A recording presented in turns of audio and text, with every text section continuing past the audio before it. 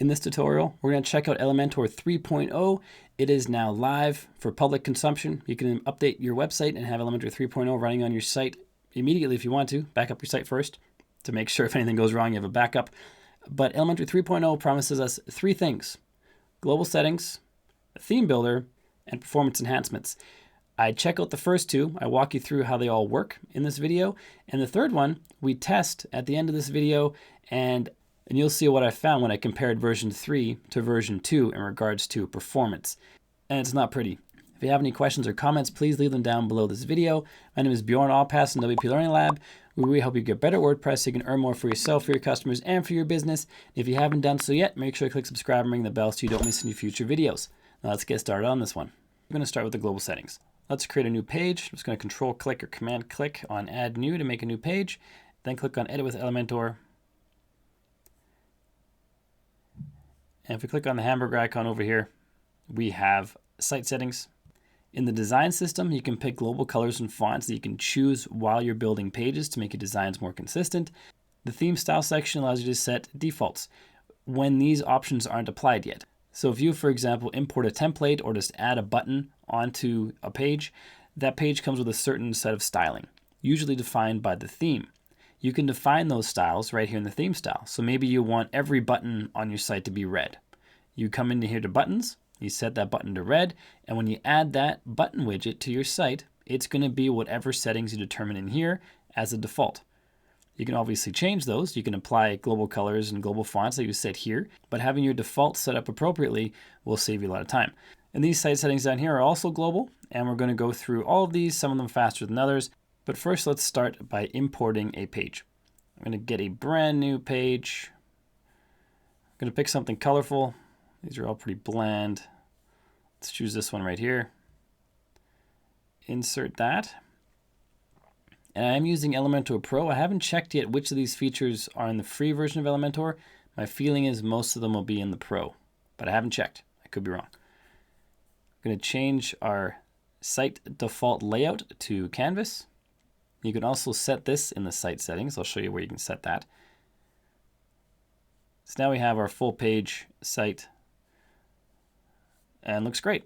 And so now we can go ahead and start defining our global styles. Say, for example, we design this page or we import this template and we say, we like how this looks.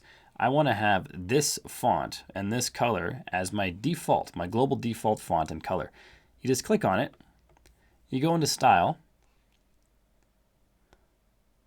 You click on the color, click on this plus icon, and then you can call this your default color. So let's call this the header color. We just created a custom global color that we can apply anywhere.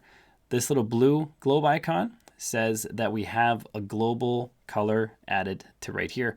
If we hover over it, it says what the color is called. This is the header color. For typography, let's make another new one and call this the, what did I call the first one? Header color. Let's call this one header font. I should probably be more specific, but it's good enough. So if I hover over this, it shows what the global font is. If I click on the globe, it shows all the options available. These ones are set by default in the global settings. We'll look at those in just a minute. You can't change the names of them, but you can change how they appear. And the header font, this is a custom one that we added. So if I click on right here, say I want to change this to be the header font style. Go to typography, click on the globe icon, make that the header font. Looks pretty familiar, doesn't it? Want to make this the header color? Let's go down here and choose header color. Boom, now they're the exact same. And now if I were to go and change this in the global settings area, and if I click on the globe, there's a little gear icon. This is a shortcut to the global font section. I can just click on there. And it takes us into the site settings. Global fonts are right here. Click into there, and it has them listed out here. Header font is the new one that we added. I can click into here and change the name. I was wrong. You can change the name of these, so that's handy as well. And these ones are in there by default. The primary headline, secondary headline, body text, accent text. The header font we added as a custom font. We can add styles right in here. We can add them on the page as we're designing it. And that's that, essentially. You click in any one of these.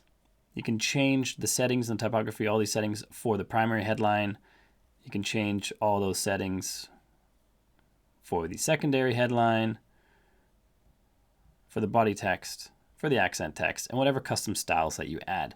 And then say I want to not have header font apply to this one anymore. I want to apply primary headline. Let's exit to the site settings, click into our heading, go to the style, go to typography, and change it to primary headline. Let's also change it to the primary headline color that we have set in the back end, and there we have the design change.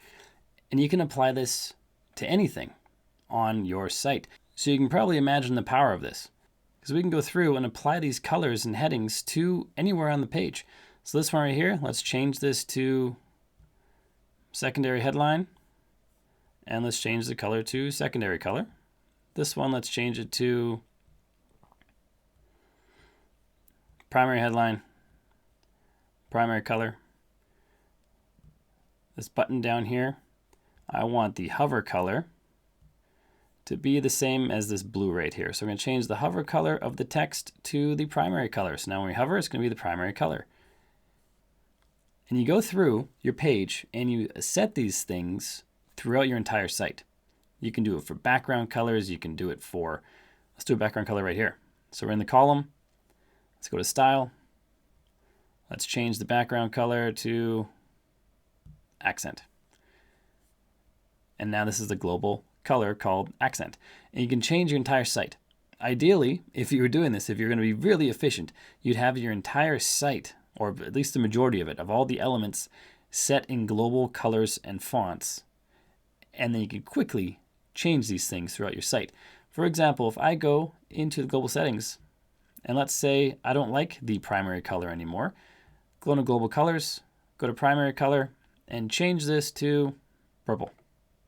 And now we see it's purple or pink or whatever the color this is. Hover and it has that color there. Up here it has that color. Everywhere where we apply that global color is now going to be whatever color we set in the primary section.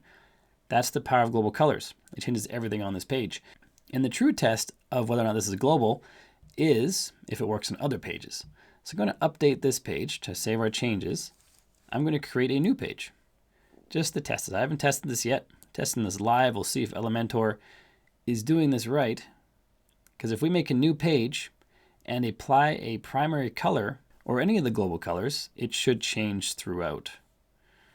So let's just import this page, about me. Change to the canvas layout.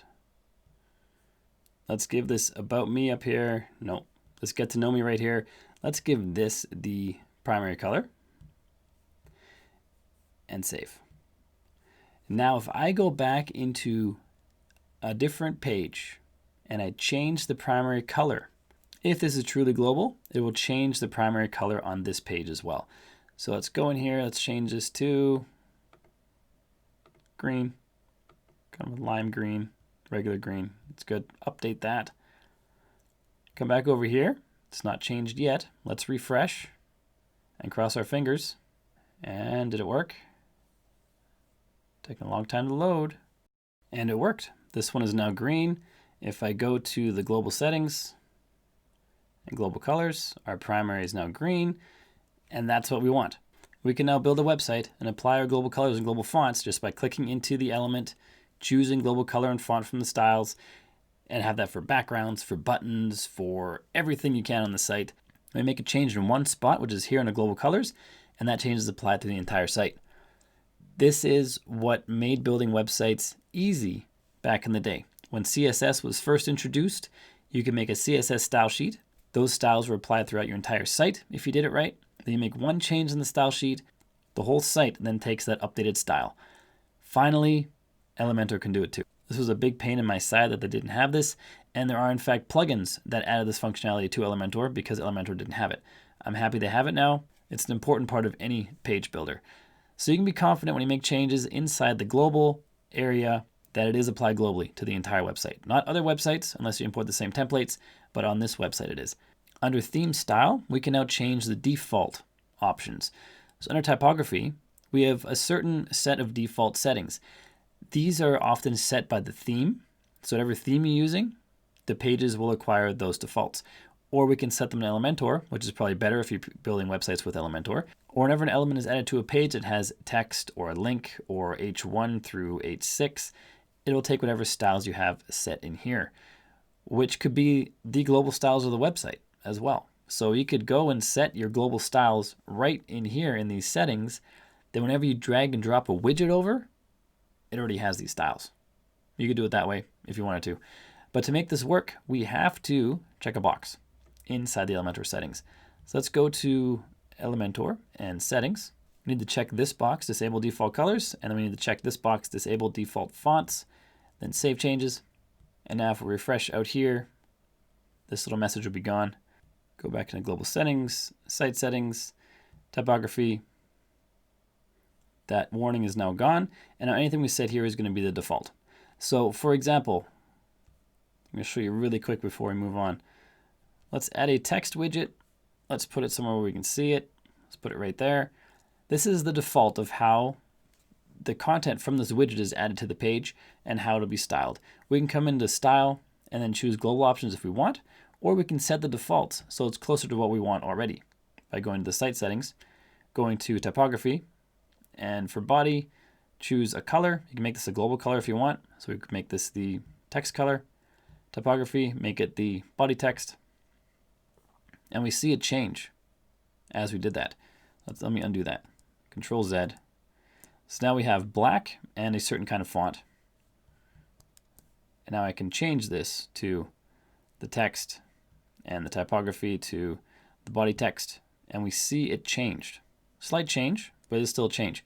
So now anytime I drag and drop, hang on, let me save changes. When you exit here, you got to save, otherwise your work's not saved. This picture just appeared. It wasn't here a moment ago. It was very slow loading.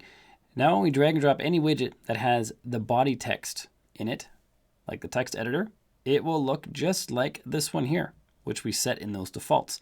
This was not the default that we saw a few minutes ago when we dragged it over. So you can make your web design a lot faster by setting, under site settings, setting defaults for the theme style, buttons, images, and form fields. Then we have the identity, site identity. This is global stuff, the site name, site description, site logo, favicon, pretty standard global things. Set them right in here. The background allows you to set a background something, color, image, gradient, whatever you want. And that is applied throughout the entire website because these are global. We can set defaults for the layout. Like I was saying at the very beginning, when we change the pages to canvas, we can have that right here. We can set Elementor canvas as the default page layout. Whenever you add a new page, it's going to default to Elementor canvas, which means you have to click a few less times, which will make your work faster. You can set the mobile breakpoints. This is the point at which the design changes to mobile design. You can set that for tablet and for mobile. And the lightbox, as you set the lightbox options in here as defaults, and custom CSS. This was another pain in my side. It used to be, and it might still be, that you go into any element. If you have Elementor Pro, you can go to the Advanced tab and add CSS to that specific element. So if you're using a lot of CSS, you could have CSS all over the place, and you just don't know where it is. The whole point of a CSS style sheet when it was first created was that you have all your styles in one spot. It's all in the same file. And then having separate CSS all over your site and you don't really know where it is, that's not smart. That means that a year later, if you want to edit something, you have to remember where all that stuff is. And maybe you don't. Maybe you have to hunt around for it. It takes a lot of time. Now we have a custom global CSS box right here that's applied to all pages. I think you can still add it to elements themselves. Let's just save this and give it a test. If I click on About Me and then go to Advanced, and we have custom CSS right here. So this was the only option before. If you had Elementor Pro, you could add custom CSS to specific elements. You could add them to the whole section if you wanted, which is better. It's better than having it on every individual element. Then you can apply CSS to the whole section, which is better than each individual widget. But now we have the global CSS, which is even better because that'll be applied to every single page that you build on the site. So that's it for the global settings, or site settings, I should say. And that's all of them right there. Now we're going to check out the theme builder. Let's X out of here again. Our picture's gone again. I'm sure it'll come back eventually. Oh, here it is, just not loading in here for some reason right now. But either way, let's go into the theme builder. Go to the hamburger icon again, click on Theme Builder. You've probably seen this before in various videos, but that was the beta version. This is the released version. That is the official release in Elementor 3. This gives you a visual overview of all the templates on your site and whether they're being used or not. So we're currently in the All Parts section, so it shows all templates on the site, and the green dot means they're in use. And if I click Preview for any of these, it shows it in a bigger preview. It shows the green again, saying it's on, it's active, who created it, when they created it, and down here it shows conditions for where it's being displayed. Then we can edit it. We can click on the 3 dots to either export it, trash it, or rename it. And I clicked on Edit, so we can go in here and edit if we want. We can also leave here again. And hopefully this takes us back to the theme builder. It does not. That's annoying. Go back into the theme builder. And here we see them all again. If you have lots of different templates, you can click through each section. Here's all our headers, no footers, single post, no single page, archive, no search results, and no 404s. And it just makes it quick and easy to use your templates. And if you want to import one, click on this button up here, and you can import it. Just drag and drop it up here, and you can import a template to your site. And you can also just click on Add New, and then we're in the header section there, so we're adding a new header template, and you can just insert one or build from scratch, and then you have your new header template, which you can see in the theme builder, and it makes it all super simple. Let's publish this. It's not set any conditions. Let's go back to our theme builder, and we see now we have that third header instead of just 2. And that's how easy it is to navigate the theme builder and to use it.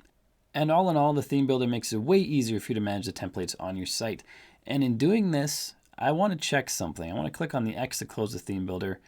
I want to go back. We can go into here. I want to check if the global site settings can be exported. Let's go to additional settings. Because that would be super, because all the stuff you set in here is just for this website. It would be ideal if we could set these things. If you're building a lot of websites, you probably have similar settings that you want to have, or you could create setting defaults. If you create a lot of donkey walking websites, you could have specific donkey walking presets. If you build a lot of sites about monkeys, you can have presets for sites about monkeys. You could export and import those really easily, I would hope, but it doesn't look like you can. I don't see any import for all those site settings. Maybe that's coming, because that would be really super. Now that they've created the global settings, in my opinion, that's something that's missing, being able to export and import your global settings just to make building new sites easier.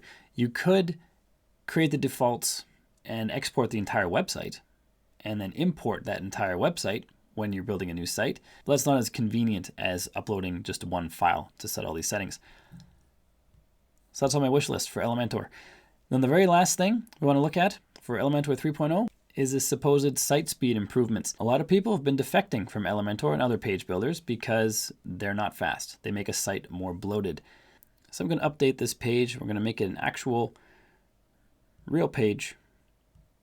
Make it live. Let's take a look at it. I believe that was 543. Let's view it. Here's our page. So I'm going to test this page against the same template on Elementor 2. So this is an Elementor 3. If I go to plugins and check Elementor right here, version 3, and Elementor Pro, also version 3, I'm going to check the site speed on this page with GTmetrix. Let's go to GTmetrix, and then I'm going to roll back to version 2 of Elementor, scan the exact same page, and see what happens. And this is a local domain, so that's not going to work. So I'm going to go to a live site, do the same thing again. I'm just going to pause it while I set that up, and we're going to see if there actually is a speed improvement with Elementor 3.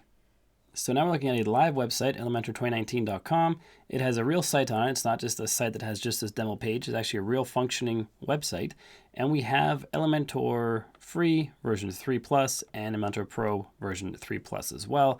And I created a page, which is just the home page.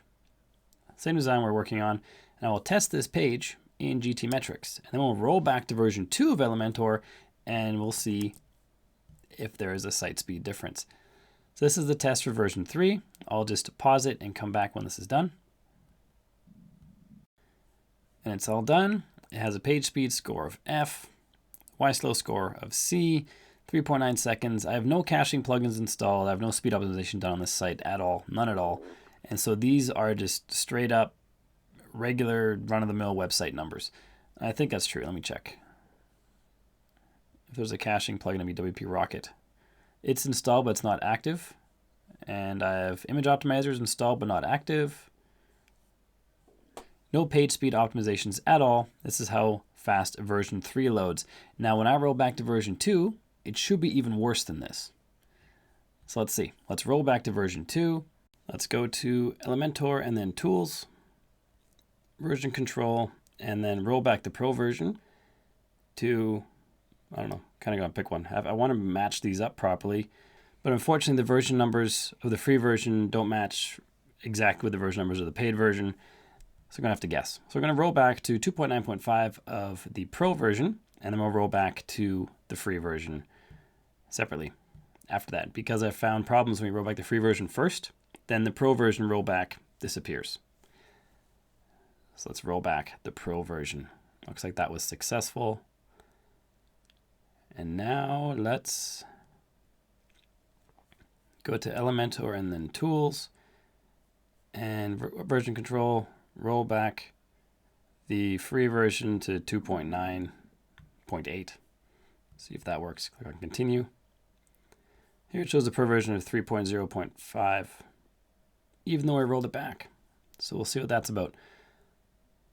That was successfully done. On the plugin page, let's scroll down to Elementor. We have version 2.9 and 2.9 for the free and the Pro. So we're good to go. Version 2 for both of those. Version 2 something. Let's refresh this page. It's all still here. Still works fine. Now let's go back to GTMetrix and test this thing again to see if there's any change. And like I said earlier, it should be worse than this. Version 3 promises to be a lot faster, so version 2 should be a lot slower. So we'll see if these numbers change for version 2. I'm going to pause it as this runs. I'll be right back. We're back, and let's just do it this way so we can compare them. And version 3 is on the top, version 2 is on the bottom. Page speed score, Y-slow score are the exact same. Fully loaded time is faster, but that will change every time you run GTMetrix. So that's not something that really matters that much unless you do like 100 tests. Then you're gonna have a pretty solid idea of what the average load speed time is. But just one-off tests, they can fluctuate quite a bit. Total page size is smaller on version 2. That doesn't usually change from one scan to another. And number of requests is also one less. So it could be that the page I have tested, this one right here, might not be applicable when they say they have major performance enhancements. But based on what we see here, performance enhancement is 0 from version 2.9 to 3. Maybe I got to go to an earlier version of version 2, but I don't know. It says that one of the promises of version 3 is performance enhancements. I don't see them here, but I could be doing it wrong. So don't quote me on that. I don't know why they'd say they're here if they're actually not. So I probably did this wrong or I'm missing something. So anyway, the 3 things Elementor 3 brings to the table: global site settings, new theme builder, and performance enhancements in air quotes. And I'd be remiss if I didn't tell you about the online business bundle because it's still ongoing. You might have heard about this in a previous video I did. I've linked to that in the description below and the card up above, where I share with you a bit of my story and why the online business bundle should matter to you. Just going to review it really quick. The online business bundle is on this website. There's an affiliate link down below in the description that will take you here. And I have one of my courses listed in here.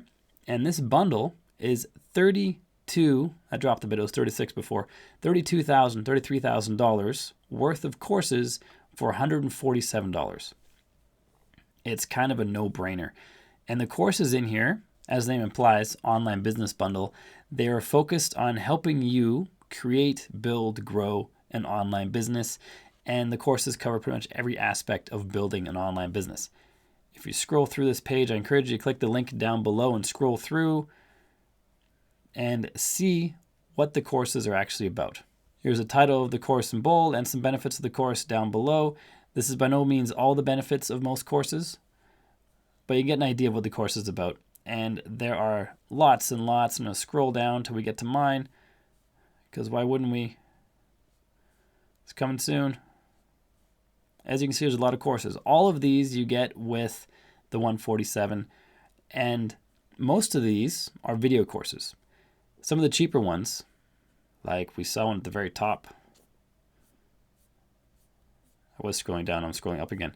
This one right here, the Digital Nomad Blueprint, $29. That's more than likely a PDF for 29 bucks.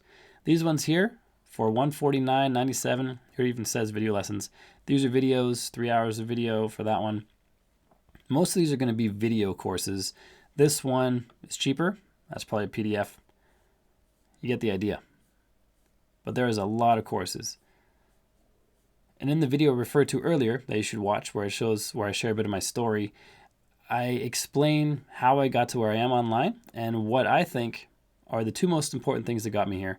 One of those is knowledge, learning, because I didn't discover this stuff on my own. I learned from others on how to get better and how to build an online business. And so that knowledge is what helped me. And second, what helped me is persistence, actually applying and doing the work. And when it doesn't work, I keep trying and I keep learning and I keep getting better. And this right here takes care of the knowledge aspect. The part that you have to bring is the trying and the work and the persistence. And here's my course right here, WP Security Action Plan. A lot of you already have this. If you already have it, there's a huge update in the members area for you. So make sure you log in, check the update. Here it says 25 videos. This is actually now 39 videos. It was 7 videos previously. And so it's a huge update. If you already have it, go and check it out. If you want it, buy it through here. And if you do buy it through my affiliate link down below, send me the receipt and you and I will set up a one-on-one call with me, you and me. We can chat about WordPress, we can chat about the world, we can chat about whatever you want, but you and I can connect one-on-one, which I normally charge a lot for because time is limited. I would love to talk to all you on the phone whenever I can, but there's just not enough time, not enough hours in the day. So like I said, if you do buy through my affiliate link down below, make sure you send me an email with your receipt and we'll figure out a time. We can do a Zoom call or a Skype call or whatever you prefer, and we'll chat for an hour and it'll be great. So make sure you click that affiliate link down below and check out this online business bundle. It is only available until October 11th. I said October 12th in the previous video. It's actually changed to October 11th because there's some time zone issues. The guys setting this up are in Australia, so it's the 12th for them, but here it's the 11th. It's always very confusing with those worldwide time zone differences. So the 11th here